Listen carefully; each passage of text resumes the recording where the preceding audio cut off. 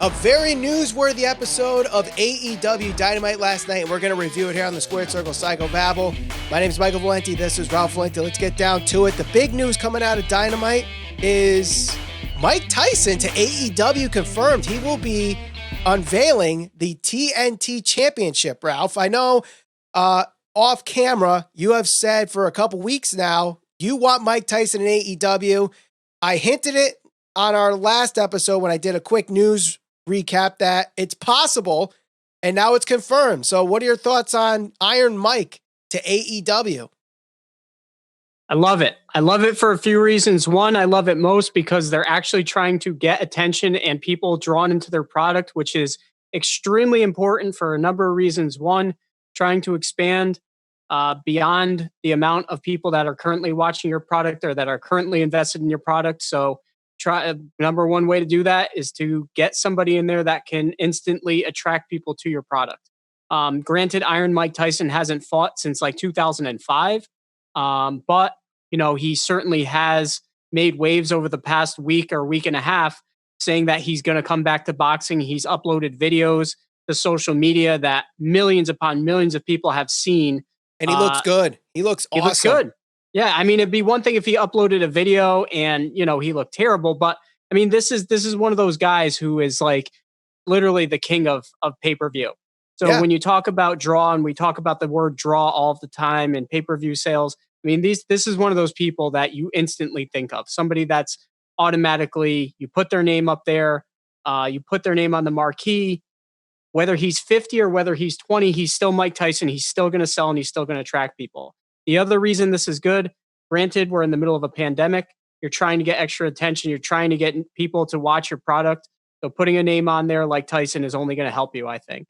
I think so. I personally wish that it would have been in a situation where fans could be there.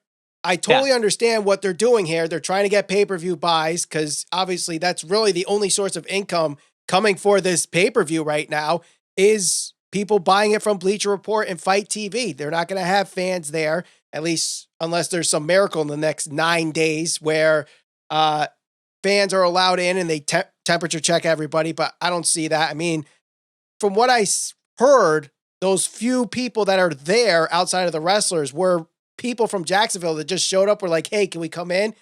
And they're like, yeah, just let us check your temperature. But I don't see a big crowd there. However, this, I believe, does get some eyeballs to AEW. Now, will it do what WWE did to WrestleMania 14? I doubt it, but I think it will bring some people to the product, especially the male 18 to 49 demographic that were on the fence of buying it. I think this might help them actually buy it with Mike Tyson being there. And here's the thing. This isn't the Mike Tyson of old. This isn't the Mike Tyson that was the super villain.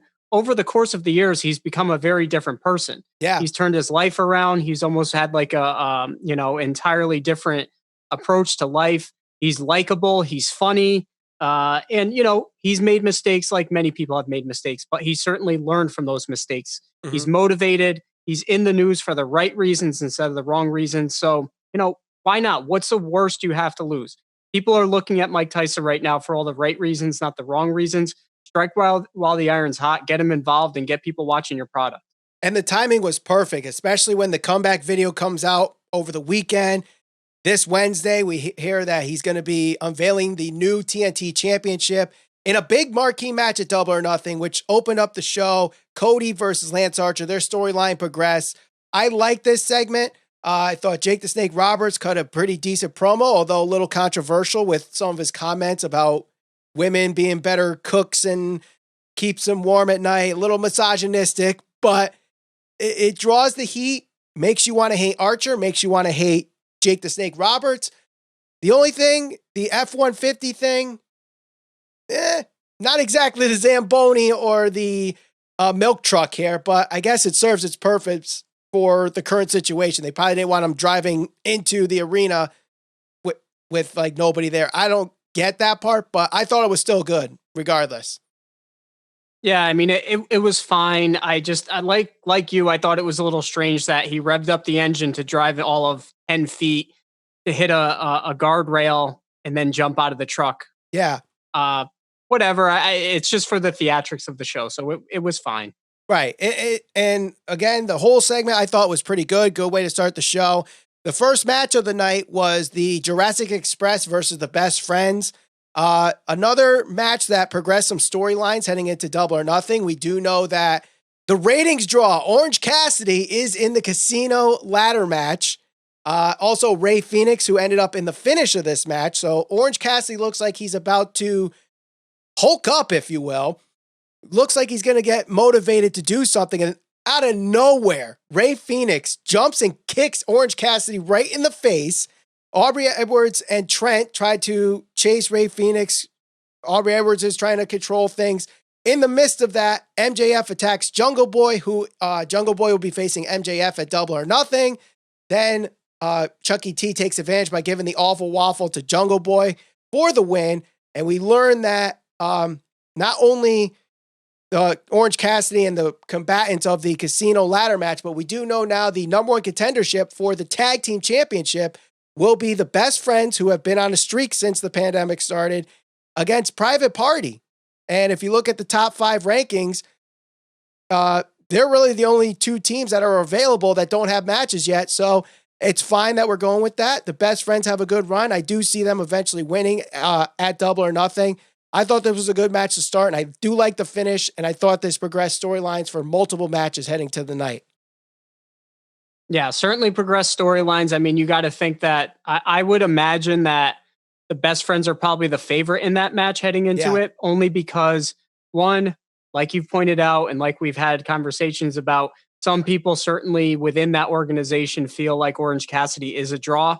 So you got to imagine that even him not being necessarily one of the members of the tag team, he's involved in the group. So, you know, getting them in a more high profile match. I thought everything else was good. I thought the match was fine. The one thing that I actually thought was a little strange, Wardlow attacked Marco Stunt, and Luchasaurus kind of just looked at him. He didn't do anything. There wasn't like anybody was there holding them back. I was surprised that, you know, Luchasaurus didn't go after Wardlow, especially given that, you know, he's one of their bigger, badder guys that at least he's supposed to be. So I would have liked to seen some type of physicality between the two, and then have it be broken up or something. But no, I thought this was a good match, and it helped progress storylines. Right. And of course, next week, we know that MJF is facing Marco Stunt, which was learned later on in the night. I do think this whole thing with Wardlow and Luchasaurus is setting up for something. I don't know if for Double or Nothing or something past that, but we could see Luchasaurus versus Wardlow as a match in the future. Not yet announced, though, but I want to talk about the casino ladder match here, as we know the rules and the stipulation for the whole thing. Basically, it's AEW's Money in the Bank, where there's going to be a chip up there. You grab the chip, you get an AEW World Championship match.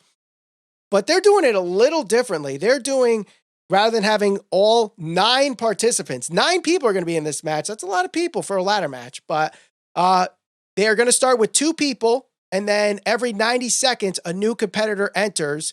And after all 9 come in, you know, and the thing is, the 9 people don't actually have to enter for someone to win. So people number 1 and number 2 can actually end up grabbing the chip before number 3 even comes in. I doubt that's going to happen. I doubt the match is going to last 90 seconds, but I do think this is going to be a good match considering who we have so far in it. We have Orange Cassidy, as I already mentioned, Rey Fenix, as I already mentioned. Scorpio Sky was just announced prior to us hitting the record button. Darby Allin and Boom Boom Cole Cabana. So, I mean, that's already, I'm fine with those 5 right there. And I don't know who else they're going to add for the final 4, but that's a good 5 right there. And with the announcement of Scorpio Sky just minutes ago, I'm saying lock it up. Scorpio's winning. Yeah, I would think that he's the favorite right now, only because they've been trying to really promote him quite a bit lately. So I think he'd be the favorite. I think that what we're going to see play out in the match is Darby Allin is going to probably get close to winning the match. And then, you know, something will happen where he falls short. And that's kind of been the story of his career in AEW so far. I don't think that they're burying him. I think they're setting him up for a big storyline further down the line, whether that's him winning a title from Cody or winning the championship from like a supervillain like MJF, whatever the case may be. And I'm fine with that. He's over enough. I'd like to see him win a little bit more, but if it's going to lead to something further down the road, like we talk about all the time, have patience, let the storyline develop, and that will help build a moment that will be a career-making, defining moment for him when it happens. Now, because we got ladders involved, I have a feeling they're setting up Darby Allin to do a coffin drop off the top of the ladder. That would be, I'm sure they'll have the other 8 guys there setting it up, but still having that spot. Imagine if a crowd was there. Just imagine if a crowd was there. Unfortunately, that's not going to happen, but I think the match is still going to be good regardless. The next match was the Fatal 4-Way Women's match. Britt Baker, Kris Statlander, Hikaru Shida, who ends up winning, pinning Penelope Ford. I thought this was a very good match. I thought Shida, Statlander, and Britt Baker all shined. Penelope Ford was good, but you could still tell there was some miscommunications in some of her spots and showing a little green. Personally, the Poison Rana was very scary on Kris Statlander, and the springboard cutter onto Britt Baker after Britt Baker hit an amazing Canadian Destroyer.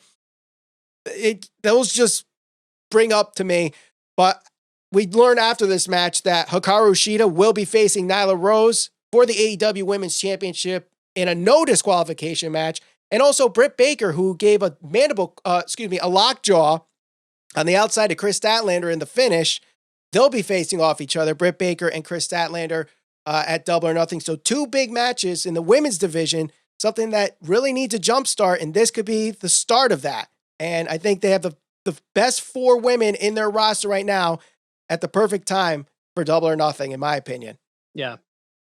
I think this match had moments that could have made it one of the better women's matches that AEW has put out to this point. Yeah. But there were certainly some flaws with it. The ones that you brought up were certainly the stuff that sticks out to me. I think Hikaru Shida has been the most consistent and proven all along the way that she is the one that deserves that opportunity to challenge for the title or become the champion. I say that because, when you look at the professionals within the industry, like when you're really good, there's not many times where you mess up. There's not many times where a spot is noticeable that you're setting it up. Yeah. And I felt like while the match was good last night, there were certainly times where you could see they were setting things up. Britt Baker, while she's much more confident in there as a heel, you could tell she's just maybe a half a step behind. And you could tell that maybe the sequence of the moves has been a little rehearsed, or she has to stop and think, and it's just not as fluent as maybe you'd want to see it. At least that's what I noticed when I watch her. But it's not like she's bad. She needs to get a little more comfortable in the ring. Right. In my opinion. I think also that's just with the people that she is in the ring with, because, you're not familiar with these people because you haven't wrestled with these people in God knows how long. So, there might be those miscommunications. And I think that's really what it comes down to, is just Penelope Ford is a great athlete and shows it, but it seems like she might have just had some miscommunication with Britt Baker at some parts. Kris Statlander looked good, but there might have been some miscommunication with her and Hikaru Shida. To me, Hikaru Shida is the best women wrestler that AEW has, and I'm glad she's getting the number 1 contender spot. But I'm actually excited for Hikaru Shida versus Nyla Rose. What do you think? No, I am too. I think that they've, like I said, I feel like she's been the most consistent. She's proven she's in my opinion, the best one that they have in the ring. So to see her challenge for the title only makes sense to me. It's something that now I'm kind of invested in, because, while the women's division, there's been people who think it's not necessarily their strong suit. At least now you can look at certain people and be like, okay, well, Britt Baker, she's good as a heel. Hikaru Shida, she's proven herself over the course of, the past however many months, and looks like she's ready for the opportunity. So you can get behind people now. You can get invested in them. Nyla Rose, for whatever people want to say about her, she's good in her role right now. She's a heel. She makes people not like her, which is a good thing. And you want to see her lose. So, I mean, what can you complain about? Yeah, and I love the backstage interview afterwards where Hikaru Shida is interviewing, and then Nyla comes in. I got a present for you, bump, with the kendo stick right over the head and saying, "I found your kendo stick, bitch." I like that. It was simple to the point, and it made me hate Nyla Rose, which is the intention there. So really, really good segment. Next up, we have the tag team match of Santana and Ortiz versus Kenny Omega and Matt Hardy. I thought this was a good match, probably the match of the night, in my opinion. I will say Ortiz is an amazing seller. Maybe a little overselling, I might say, but the guy could sell, especially with the Snapdragon suplex that Omega gave him, and he just basically stood still, bug-eyed, and then flopped right to the ground. He's good. I love Ortiz. I think he's the best seller AEW's got right now. Oh, Sammy Guevara is, but either way. Either one. They're both very good. Yeah, no, they're both good. Jim Ross had his best comment to date in AEW during this match, and I don't know if you caught it. So he did the Tiger style. Yep. And he said, "I hate that move." And Tony Schiavone says, "Well, it's effective." And he goes, "Have you ever seen anybody win with it?" Yes. "Well, I guess not." And he goes, "I rest my case." That was it. Classic JR, subtle, to the point, nonchalant, and funny. Yeah, I will say JR was very good throughout the show. Like in going back to Jungle Boy in that tag team match, he was really putting over Jungle Boy as like, this guy could be a star in AEW. So I really like that. And that comment that you said, I chuckled. I remember that. That was good. So JR was very good, on to the point. I thought the commentary team has finally kicked that gear, got the flow going with Excalibur, Tony, and JR. It's finally kicking in. So they're good. They're doing good right now. Yeah, I agree. I thought this was a good match. Like we talked about, helped kind of progress some of the storylines. Good action throughout, and the commentary was solid, in my opinion. Right, and surprisingly, it was Matt Hardy getting the victory over Ortiz. I would have thought Santana and Ortiz would have won to set up a tag team championship match at Double or Nothing with Paige or Matt Hardy with Kenny Omega against Santana and Ortiz, but we're not going to get that because we're getting a Stadium Stampede match. Now, I know I'm going a little farther into what happened on Dynamite to kind of connect the dots here, but Jericho faced Pineapple Pete in a quick 3-minute match. Pineapple Pete had some good offense, but then a quick Judas effect ended that. The Inner Circle's in the ring. Jericho challenges the Elite to the Stadium Stampede match. Vanguard 1 comes in and accepts on behalf of the Elite. Then Jericho, with their mascot, Floyd the baseball bat, smashed Vanguard 1 and killed him. So we're getting a Stadium Stampede match. Not exactly sure what that is. I don't know if that's supposed to be the Blood and Guts match renamed, or is it just going to be a standard 5-on-5 tag team match like the Canadian Stampede in 1997? That's what I think it's going to be. I think it's just a standard 5-on-5 tag match that they're just adding more flair to it, like the Canadian Stampede in 97. This is the Stadium Stampede in 2020. Very interesting. What'd you think of this segment with Vanguard 1? Well, this is going to be the part in the show where all of the people that like to comment in our comment section hate me, because I find this to be really, really on the far end of sports entertainment. Yeah. Almost to the point where, I understand AEW wants to be a company that is for everybody and has stuff for everybody. And look, I know there's room for comedy in professional wrestling. I can't get into Vanguard 1. I can't buy the former champion having an argument and a conversation with a drone. And also, not only that, I mean, what by conversation, I mean, Jericho literally, I guess you have to say, spoke drone in one way or another to know that well, he the was commentary accepting did the challenge. say he can speak drone. And, as far as Matt Hardy's concerned, I don't really know what to feel about Matt Hardy yet, because I feel like we don't have a good sense of whether this is going to work in AEW. We know it worked in TNA. We know that WWE dropped the ball on that. And we know that he's trying to use a gimmick that worked in TNA a long time ago. The problem is there's no fan base there in attendance to gauge whether they're going to react to Vanguard 1, whether they're going to react to Woken Matt Hardy Damascus or whatever you want to call him. So it's hard for me to say whether this is working or it's not working. I can tell you this. AEW, while it wants to be a company that is for everybody, they told everybody this is going to be a company that is based in, a sport feel, sports rankings and things like that.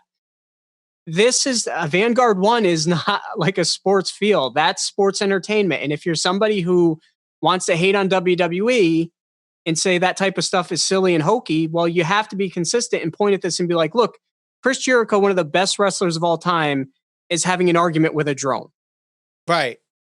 I mean, I'm just trying to be consistent with my barometer of what I like in professional wrestling. Now, am I telling people they need to not like this? No, of course not. For me, I find this type of stuff hard to digest. And I'd say the same thing if they had Seth Rollins arguing with a drone on Monday Night Raw. It's just not for me. I wasn't a fan of it, but it's set up for a good match that I'm excited for at least. Yeah. I mean, I'm excited for the Stampede match. Whatever 10 guys are going to be in there, or maybe it ends up being 12 if they say that Matt Hardy's part of the Elite and the Inner Circle need to find a 12th guy, or excuse me, a 6th guy. Maybe that's Jeff Cobb that shows up. That's just me spitballing. I'm not saying rumors are circulating that Jeff Cobb's going to be there. But, this is stuff we got to think about 9 days ahead. Hangman Page is in quarantine. The Jacksons are in quarantine. Are they going to be there for Double or Nothing? We don't know.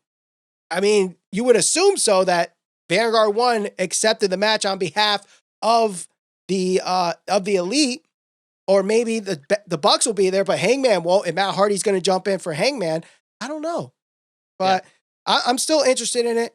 I think, like I said, it's just going to be a standard 10-man tag like the Canadian Stampede. And believe it or not, I was looking at that card before we hit record. That pay-per-view, which was voted on by Meltzer that year as the best major pay-per-view of the year. Guess how many matches were on that card? 5. 5 if you include the free-for-all match. My God, how times have changed from 1997 to today. I think they already announced 7 matches for Double or Nothing. The ladder match, the 2 women's matches, the Stampede match, the AEW Championship match. That's 5 right there. The number 1 contendership for the tag titles is 6. Jungle Boy and MJF. Jungle Boy and MJF is 7. So 7 matches already announced. They already have 2 more matches than the Canadian Stampede pay-per-view at 1997 In Your House, which In Your House is coming back for the NXT fans out there. That's very interesting. But let's move on to the main event, Ralph. Brodie Lee versus Christopher Daniels. I thought this was Christopher Daniels' best match since coming to AEW. Brodie Lee looked good. There were chances of, there were some hope spots for Christopher Daniels. I mean, he's been in wrestling for 27 years. It's not exact. I shouldn't expect him to be squashed by Brodie Lee, but I think they told a good story. I think the fact that Brodie Lee kept kicking out at 1 makes him look very good. And the stuff at the end with Moxley coming in and SCU fighting off the Dark Order and the members there, and Brodie Lee still walking away with the AEW Championship with 10. And Moxley is like, I don't care. I don't need the title. I'm going to beat you at Double or Nothing. I like this whole segment. I like this match. It was very good. Great way to close the show, in my opinion. Yeah, I thought it was a good way to close the show. I think that Brodie Lee definitely needed well, there was some interference, but he needed a credible win over somebody who is more of a prominent name. And I say that because a lot of people, including ourselves, were kind of pointing to the fact that, he's only been there for a little while. And granted, he's, I don't know, maybe at this point, like 4 in the rankings because he has a couple of wins, but it's not like he's beating like the top tier guys there. But that being said, I mean, they have a limited roster. So good interaction, good to see Moxley back. So yeah. And then stuff's good. And then next week, the go-home angle for this AEW Championship match will be 10 versus Jon Moxley in a one-on-one match. I'm interested to see this 10 guy. I mean, he's got a good look. I think he's had a couple matches on Dark. I haven't watched those yet. I'll go back and watch them before this. But we'll see how the story progresses. And like I said, this show was more newsworthy and story progression than really the matches themselves. And the matches were good.